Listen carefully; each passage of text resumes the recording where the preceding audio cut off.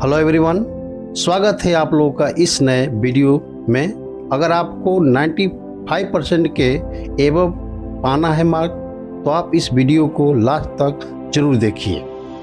आज मैं आपको बताने जा रहा हूँ किस तरह से आप 95% ऊपर मार्क पा सकते हैं क्लास 10th और 12th दोनों में। जैसे कि बहुत लोगों का जो टाइम टेबल बच्चों का होता है सुबह का समय पढ़ना, शाम को समय पढ़ना, लेकिन उनको ठीक से टाइम टेबल न बन पाने की वजह से वो ठीक से स्टडी नहीं कर पाते हैं। तो आज मैं आपको जो बताऊंगा टाइम टेबल स्टडी किस तरह से पढ़ाई करनी चाहिए या क्या क्या आपका सिस्टम उस पढ़ाई में होना चाहिए। चलो स्टार्ट करते हैं, देखते हैं किस तरह का टाइम टेबल आपको होना चाहिए। पहले टाइम टेबल आपका सुबह का टाइम टेबल, जैसे पहले साधु महात्मा कहा करते थे कि हमारा जो सुबह का टाइम होता है ब्रह्म मुहूर्त कहा जाता है, जिसमें लोग मेडिटेशन, टहलना, घूमना ये आपका मायने रखता है। तो पहले आपको करना क्या है कि आपको 4 बजे से लेकर 7 बजे का टाइमिंग जो होता है पढ़ने का सबसे बेस्ट टाइमिंग होता है, जिसमें जो आप लर्न करेंगे, जो पढ़ेंगे वो आपको मिलेगा। आप अच्छी तरह से उसको लर्न कर जाएंगे और वो आपका सब कॉन्शियस माइंड में चला जाएगा, फिर वो वापस कहीं नहीं जाएगा। तो इस तरह से अब करना क्या आपको है कि सुबह आपको 4 बजे जागना है, आपको फ्रेश होना है। फ्रेश होने के बाद आपको ब्रश करने के बाद आपको पूरी व्यवस्था करने के बाद आपको थोड़ा बहुत चाय या कुछ आपको पीना है, पी लीजिए। उसके बाद बैठ जाइए और 4 बजे 7 बजे कंटिन्यूस नहीं पढ़ना है, उसमें थोड़ा ब्रेक कर करके पढ़ना है।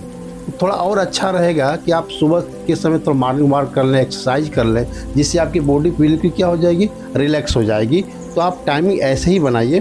तो अब आते हैं हम शाम के टाइमिंग में कैसे पढ़ना है। तो शाम के टाइम में आपको 7 बजे से लेकर और 11 बजे तक पढ़ सकते हैं चाहें तो। उसमें थोड़ा तो ब्रेक कर सकते हैं उस पढ़ाई में, और उसको पढ़ते पढ़ते आपको थोड़ा जल्दी सोने की कोशिश करना है। अब माइंड को बिल्कुल रिलैक्स कर लेना है, रिलैक्स माइंड में लेकर चला जाना है।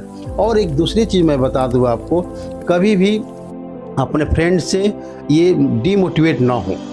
आपको कभी आपके पेरेंट्स आपको डांटते भी है पढ़ने के लिए, तो जो पेरेंट्स डांट रहा है ये सब आप ही को लेकर कर रहा है, क्योंकि उसकी वजह से आप डीमोटिवेट हो जाएं। कभी कभी लोग कहते हैं कि आप नहीं पढ़ पाए हो, आप कैसे मार्क पा पाओगे। तो मैं बताता हूँ कैसे आप पाएंगे। आप किसी की बातें ना सुने, अपने माइंड को पूरा कंसंट्रेट करें।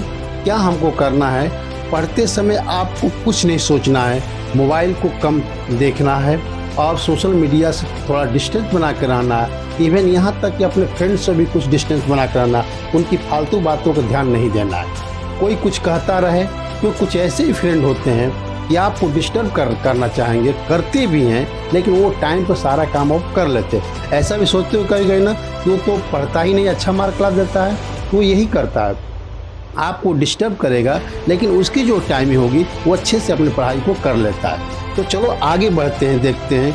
ये तो पढ़ाई की होगी, टाइमिंग कैसे पढ़ना है। दूसरी बात, आपको जो बेस्ट एजुकेशन की टाइमिंग होती है, तो आप एक क्या बनाएंगे, टाइम टेबल बनाएंगे कि अगर मान लो तो सपोज दैट आपको मैथ पढ़ना है, तो मैथ में आप क्या करेंगे, पहले जितने भी फार्मूले हैं, जैसे फॉर एग्जाम्पल ट्रिग्नोमेट्री की फार्मूला हुआ, क्वाड्रेटिक इक्वेशन का फार्मूला हुआ, आपको पॉलिनोमियल्स के फार्मूले हुए या मेंसुरेशन के फार्मूले हुए, सारे कंसेप्ट सहित उसको बिल्कुल लर्न कर जाना है।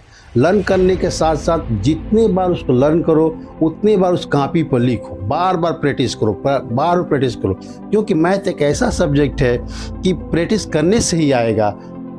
आप प्रैक्टिस नहीं करोगे तो मैथ आपका नहीं आएगा। तो मेन सब्जेक्ट मैं आपको बता दूं, मैथ्स में आपको ट्रिग्नोमेट्री बेस्ट चैप्टर है, उसको अच्छे से पढ़ लेना है। मेंसुरेशन को आपको अच्छे से पढ़ लेना है, आपको क्वाड्रेटिक इक्वेशन का पढ़ लेना है, अर्थमेटिक्स को पढ़ लेना है। आप लोग जानते भी हैं कुछ चैप्टर आपका डायरेक्शन हो गए हैं, जो जैसे आप कंस्ट्रक्शन हुआ ये सब आपको हट गया है, तो इन चीज़ों को आपको ध्यान नहीं देना है। ये वो समय सारणी की बात। अब इंग्लिश की बात आती है, इंग्लिश में आपको कुछ पैसेज आते हैं, लेटर राइटिंग आता है, ऐसे आता है। इन चीज़ों को एक बार रिवाइज करना है, बार बार रिवाइज करना है। रिवाइज रटना नहीं है, उसके एक पेज पर उसको कई बार लिखना है, कई बार उसको लिखते जाना है। और उसको जब तक माइंड में आपका सब कॉन्सेप्ट माइंड वो चला ना जाए, वो क्या चीज़ें हैं, किस तरह माइंड में चलने लगे, ना चलने लगे, आपको क्लियर वो चीज़ दिखाई देने लगे, तब उस चीज़ों को आपको छोड़ देना है। तीसरी चीज़, कुछ दिन आपको सोशल मीडिया से आपको दूर रहना है। बिल्कुल आपका फोकस पर रखना, कौन क्या कर रहा है, क्या सुन रहा है, इन चीज़ों को आपको ध्यान नहीं देना है।